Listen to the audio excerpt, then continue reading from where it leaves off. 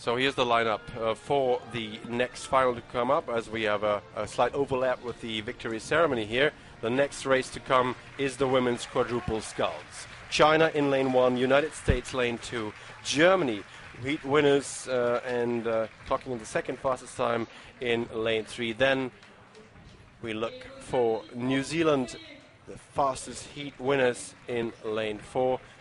Lane 5, Australia, also not far off the pace in their heat, and then won the rep.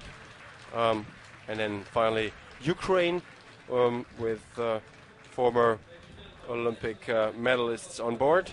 So this is going to be a tough one as well. If the pairs race is any indication from looking at the times, the fact that Germany and New Zealand were within 0.4 of a second of one another in their heat times, this could be yet another. Absolutely. And I mean, Australia was also just 0.4 of a second down on New Zealand, so 0.8 of a second on New Zealand. So that's really a good one.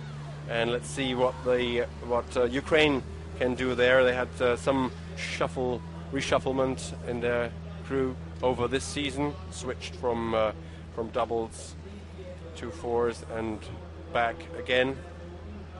But Katarina Tarashenko on the 3 position was a silver medalist in the double at the Beijing Olympic Games. Here we have the Australian blade work on display. That's the United States blade work. Also, we're not far off pace in the heat one there rep, with Megan Calmo on the stroke position.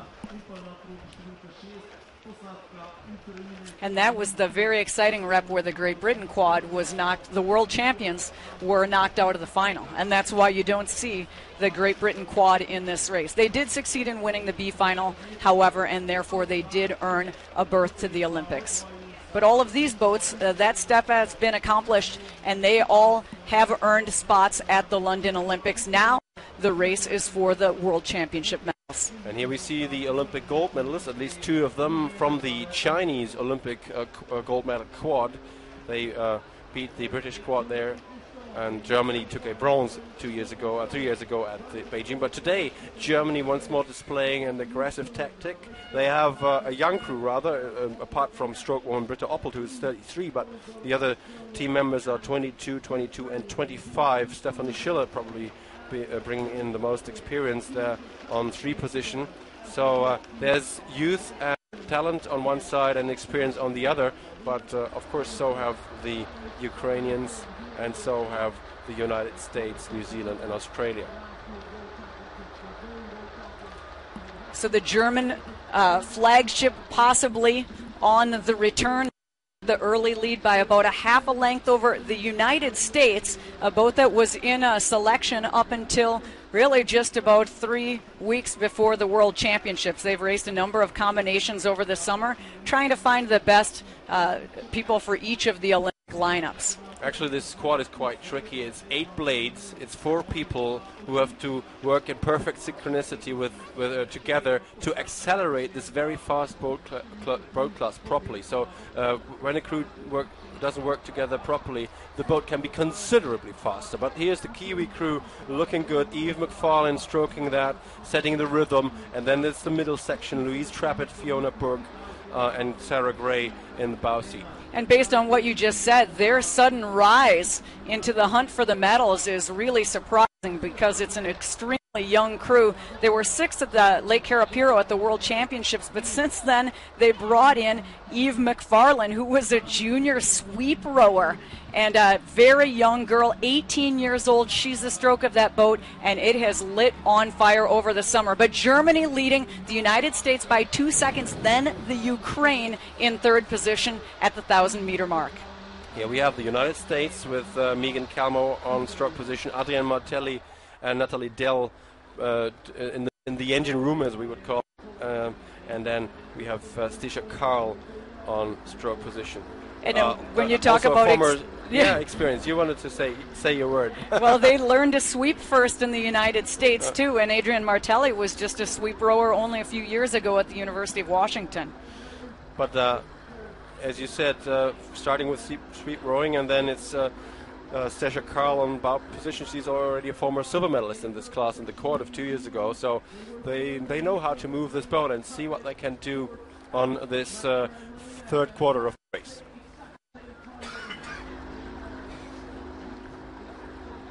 Germany still controlling and in the lead, looking very smooth. Pristine blade work, the catch to water. Quickness is very crisp. And a look at this young, up-and-coming New Zealand crew. Certainly a threat that no one will take for granted. Yeah, but I think it's a very good performance from the United States. Just to think that it's 1.5 seconds in the heat times between the United States and Germany.